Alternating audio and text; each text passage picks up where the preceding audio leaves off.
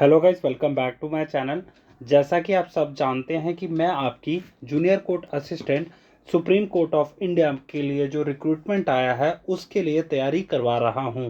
तो उसी के रिगार्ड में आज से हम शुरू करने वाले हैं इंग्लिश प्रैक्टिस टेस्ट। जी हाँ, जिसमें मैं अराउंड 10 से 15 क्वेश्चंस डेली आपसे प्रैक्टिस कराऊंगा और ये एक होगी हॉलिस्टिक अप्रोच, जिससे आप अगर अच्छे से सिंसियरली प्रैक्टिस करेंगे तो अपने इंग्लिश में बहुत अच्छे मार्क्स स्कोर कर पाएंगे।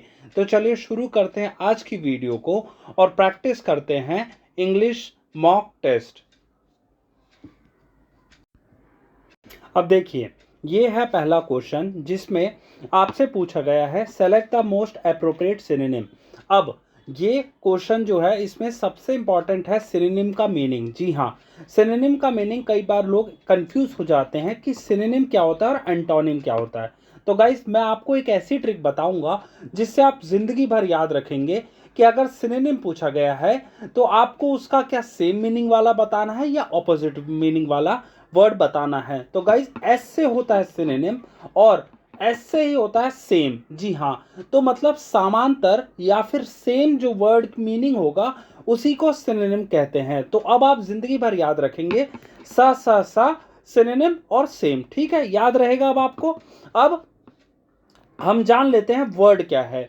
वर्ड है आपका जिसका आपको सिनोनिम बताना है, वो है प्रूडेंट। अब इसके चार ऑप्शंस दे रखे हैं आपको, केयरलेस, वाइज, फुलिश, इग्नोरेंट। अब गाइस, प्रूडेंट का मीनिंग होता है केयरफुल एंड सेंसिबल।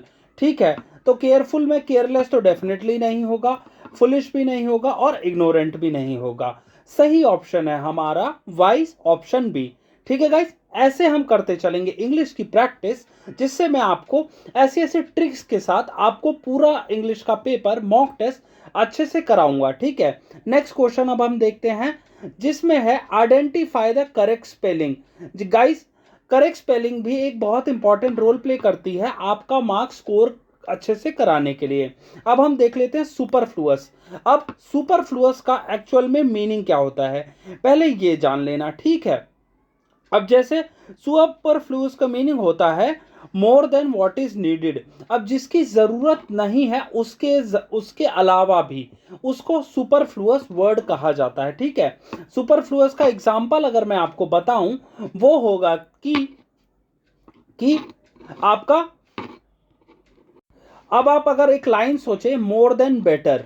अब मोर देन यहां पे खुद से एक कंपैरिजन है किसी भी चीज का। More than two, more than one. मतलब समझे कि एक से ज्यादा दो होता है। ठीक है, अब बेटर का भी वही सेम मीनिंग होता है। मतलब अगर एक को कंपैरिजन में दूसरे को बेहतर बताया जाए तो उसको बेटर कहते हैं। ठीक है, तो यहाँ मोर देन वन जो है, मोर देन, वो एक सुपरफ्लुअस वर्ड है इन कंपैरिजन टू बेटर। ठीक है गाइस, ये हो गया सुपरफ्लुअस वर्ड का एक्चुअल में मीनिंग। सुपर से याद रखना, सुपरफ्लुअस मतलब एक्स्ट्रा वर्ड। ठीक है, अब इसका आप स्पेलिंग देखते हैं। स्पेलिंग क्या होगा, सुपर, SUPER, ऐसे याद रखेंगे अब आप जिंदगी भर। सुपरफ्लुअस, फ्लूअस मैं इसलिए बोल रहा हूं क्योंकि आपको हमेशा याद रहेगा फ्लू, फ्लू से फ्लूअस हो जाएगा। ठीक है, सुपरफ्लुअस, FLUOUS, ये एक्चुअल में सुपरफ्लुअस का करेक्ट मीनिंग होता है और यही हमारा सही ऑप्शन है, वो है ऑप्शन सी। ठीक है, नेक्स्ट हम क्वेश्चन प्रैक्टिस करते हैं, वो है कि choose the correct antonym of the word. अब गाइस, मैंने अभी आपको थोड़ी देर पहले बताया था कि सिनोनिम जो होता है सेम मीनिंग वाला होता है, एंटोनिम जो होता है ऑपोजिट मीनिंग वाला होता है। तो आपको एंटोनिम बताना है। एग्जॉर्बिटेंट, एग्जॉर्बिटेंट वर्ड का मीनिंग होता है अनरीजनेबली हाई, मतलब कुछ ज्यादा ही प्राइस। और अनरीजनेबल वो भी किस कंटेक्स्ट में, वो भी है प्राइस के कंटेक्स्ट में। ठीक है, अब जैसे कि कभी कभी टमाटर जो है आपके 200 रुपए किलो मिलते हैं, तो क्या होगा यहाँ पे, टमाटर एग्जॉर्बिटेंट प्राइस हो गया उसका, मतलब कुछ ज्यादा ही, जो अगर कभी 30-40 किलो रुपए किलो मिल रहा है वो 200 रुपए किलो में मिलने लग जाता है। तो यहाँ जो है प्राइस उसका एग्जॉर्बिटेंट प्राइस है। तो अब एंटोनिम बताना है, सिनोनिम पूछा गया होता तो इसमें आप लिखते एक्सपेंसिव, बट उसका एक्सपेंसिव का उल्टा बताना, वो है चीप। ठीक है, ये हो गया चीप का ऑप्शन, जो कि आपका ऑप्शन बी। नेक्स्ट हम देखते हैं क्या लिखा है, select the most appropriate option to fill in the blanks. अब फिल इन द ब्लैंक्स भी बहुत आते हैं, जिसमें पूछा गया है कि the teacher insisted that the students dash in the classroom quietly. अब देखिए गाइस, ये वाला जो क्वेश्चन है ना, ये काफी ज्यादा कंफ्यूजिंग होता है कई लोगों के लिए। अब एक मैं आपको इसमें एक एसोसिएटेड एक बताता हूं, राम प्लेस क्रिकेट या फिर राम प्ले क्रिकेट। अब इसमें दोनों में किस में एस आएगा और किस में एस नहीं आएगा, मतलब कौन सा एस वाला ऑप्शन सही है और कौन एस वाला ऑप्शन किस में सही है और किस में गलत है। तो गाइस याद रखना हमेशा, अगर अगर कोई भी पर्सन जो है सिंगल है, जैसे ही प्लेज शी प्लेज, ये एक इंडिविजुअल है, सिंगल एंटिटी है, तो वहां पे एस आएगा। As Ram plays, Sita goes, ठीक है, मोहन रन्स, ठीक है, वहां पे जहां एस सिंगल होगा वहां पे एस आएगा। और जहां पे प्लूरल है, प्लूरल मतलब दे, अ ग्रुप ऑफ पर्सन, वहां पे आपका एस नहीं आएगा। ठीक है, याद रखना, इसको सिंपल ट्रिक से याद रखेंगे, एस का एस होता है तो सिंपल आप वैसे देख सकते हैं। ठीक है, अब सेम इसमें क्या लिखा है देखिए, ध्यान से देखिए, the teacher insisted that the students. अब इसमें स्टूडेंट्स में एस है, मैंने अभी आपको क्या थोड़ी देर पहले बताया था कि अगर आपका सिंगुलर है तो एस आएगा और प्लूरल है तो एस नहीं आएगा। सिंपल याद रखना। ठीक है, अब इन ऑप्शन में आप कहां पे देख पा रहे हैं, leaves, leave, living, left. Student leave the classroom quietly, ठीक है, एस नहीं आएगा लीव वाले पे, ऑप्शन आपका फोर्थ जो है ए का करेक्ट हो जाएगा। अब देखिए P Q R S, P Q R S आपका, ये आपको जो सेंटेंस होता है ना, अगर आप डेली न्यूज़पेपर पढ़ रहे हैं तो उसके हिसाब से पीक्यूआरएस आपको ऑटोमेटिकली चीजें अपने आप किसके बाद क्या आना चाहिए वो आ जाएगा। अब इसमें अगर हम देखें, the shopkeeper was annoyed with the customers behaviour and refuse to attend to him because he was being rude. अब इसमें चार ऑप्शन दे रखे हैं, पी तो आपको सबसे पहले पता है कि पी वाला ऑप्शन आएगा ही। अब क्यू आएगा या फिर एस आएगा या आर आएगा। अब इसमें पी क्यू आर एस एक करेक्ट ऑप्शन होगा, क्यों, क्योंकि देखिए शॉपकीपर जो अनाय हो गया किसके बिहेवियर से, कस्टमर के बिहेवियर से, और उसने रिफ्यूज कर दिया उसको अटेंड करने को, क्यों, क्योंकि वो रूड था। ठीक है, ये आपका जो पी क्यू आर एस है वो ऑप्शन करेक्ट हो जाएगा, ऑप्शन ए। अब हम नेक्स्ट आगे बढ़ते हैं और नेक्स्ट देखते हैं क्या है, find the one word substitution, a person who compiles dictionary is called a. अब इसमें ऑप्शन जो है आपके फाइलोलॉजिस्ट है, लेक्सिकोग्राफर है, कार्टोग्राफर है, जियोलॉजिस्ट है, ये चार ऑप्शंस हैं। ठीक है, इन चारों ऑप्शन में अगर आप देखेंगे तो फाइलोलॉजिस्ट जो होता है, a person who studies languages. अब देखिए फाइलोलॉजिस्ट जो होता है, वन हु स्टडीज लैंग्वेज, ठीक है, जो इंसान लैंग्वेज पढ़ता उसको फाइलोलॉजिस्ट कहते हैं, तो ये तो डेफिनेटली नहीं होगा। लेक्सिकोग्राफर है और फिर कार्टोग्राफर और जियोलॉजिस्ट है। और जियोलॉजिस्ट का क्या होता है, one who studies the earth. ऐसे याद रखना, जियोलॉजी अर्थ से रिगार्डिंग है तो वो स्टडी अर्थ का पर्सन होता है। कार्टोग्राफर, अब मैप को जो बनाता है उसको कार्टोग्राफर कहा जाता है। अब लेक्सिकोग्राफर आपका, a person who compiles dictionary और या फिर राइट डिक्शनरी, उसको लेक्सिकोग्राफर कहा जाता है। अब ऐसे याद रखना, इसमें भी सी आता है और इसमें भी सी आता है बीच में। ठीक है, one who compiles dictionary and one who is called lexicographer. अब नेक्स्ट क्वेश्चन देखते हैं, वो है आपका identify the correct indirect speech. और इनडायरेक्ट स्पीच में आपका क्वेश्चन है, he said I am writing a book, he said। अब याद रखना कि हमेशा इनडायरेक्ट स्पीच में दैट आता है। ठीक है, he said that, he said he was that। ठीक है, अब इसमें I am writing a book, अब इनडायरेक्ट स्पीच में क्या होता है, आपका जो प्रेजेंट कंटिन्यूअस है ना वो पास्ट कंटिन्यूअस बन जाता है। ठीक है, प्रेजेंट कंटिन्यूअस पास्ट कंटिन्यूअस बन जाता है। अब जैसे I am writing a book, वो हो जाएगा I was writing a book, याद रखना। ठीक है, प्रेजेंट कंटिन्यूअस। और आगे क्या क्या चीजें इनडायरेक्ट स्पीच में होती है, आने वाले वीडियोस में जो जो क्वेश्चंस इनडायरेक्ट स्पीच के रिगार्ड्स में आएंगे मैं वो आपको बताता रहूंगा।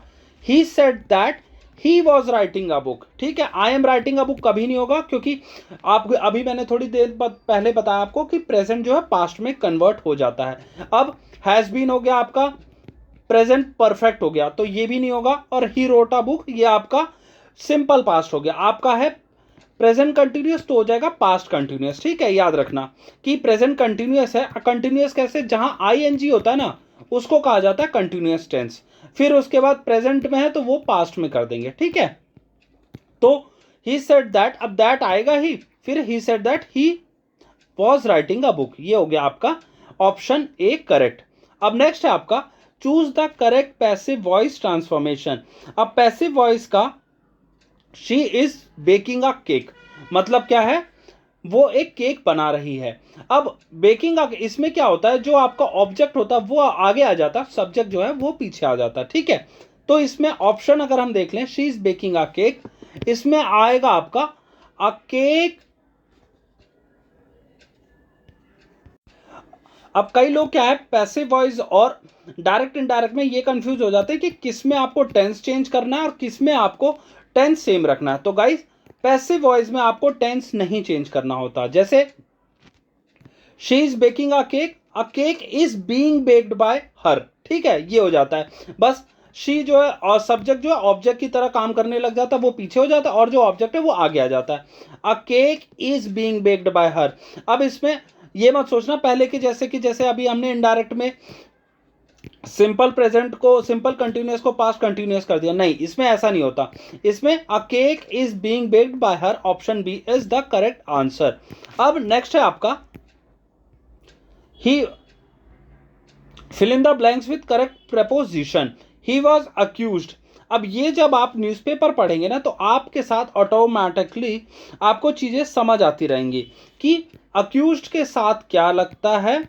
अब ये चीज़ याद रखना कि अक्यूज्ड के साथ तब ऑफ आता है जब उसके साथ क्राइम का कोई इंसिडेंस रिलेट किया जा रहा हो। अब क्राइम का क्या इंसिडेंस है, ही was accused of stealing the money, ठीक है, अक्यूज्ड ऑफ, ठीक है।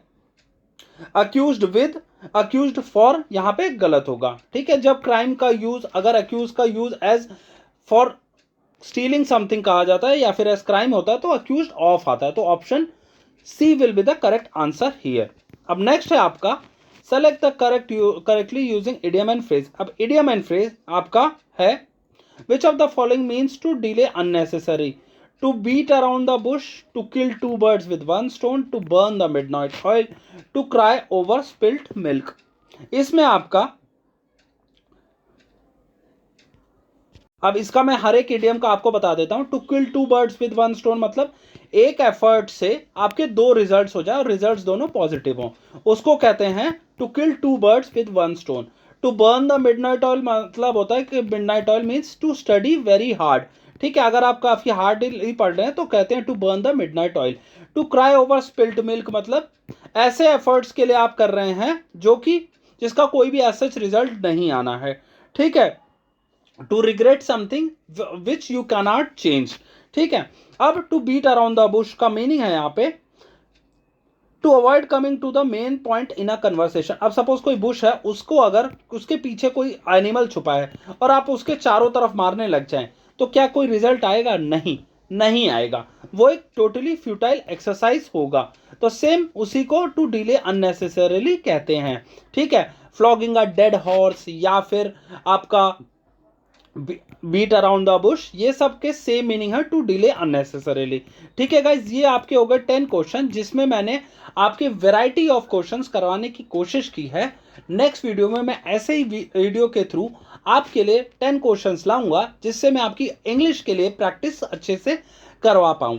तब तक के लिए आपको क्या करना है, आपको इस वीडियो को लाइक करना है और जो जो मैंने क्वेश्चंस कराए उसको एक कॉपी में डेली डेली प्लीज रिवाइज करिए, क्योंकि जितना रिवाइज करेंगे आपके बैक ऑफ द माइंड में इंग्लिश के लिए बहुत अच्छे से तैयारी होती जाएगी। ये था आज का मेरी तरफ से वीडियो।